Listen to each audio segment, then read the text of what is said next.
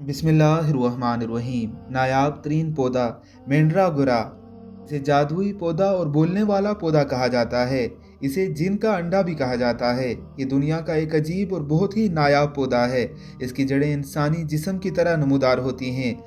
इसे हज़ारों साल पहले दरियाफ्त किया गया था और दुनिया भर की कई कहानियाँ इससे जुड़ी हैं। लोगों का ख्याल है कि मैंड्राकोरा के पौधे में जादुई ताकत है, जिसके ज़रिए इसके पत्ते और फल खाकर कई बीमारियों से निजात हासिल की जा सकती है।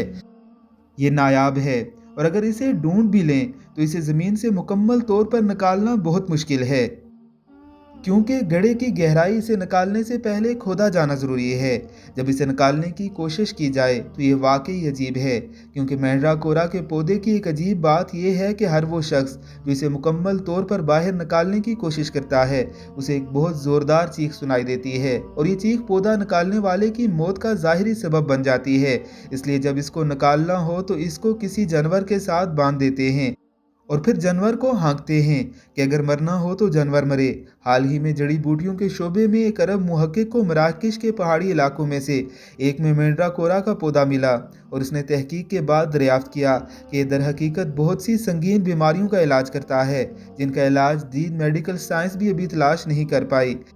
अब तक मैंड्राकोरा पौधा तारीख का सबसे अजीब तरीन पौधा शुमार होता है। पाक है वो ज़ात जिसने जदीद साइंस को भी एक हद में रखा हुआ है।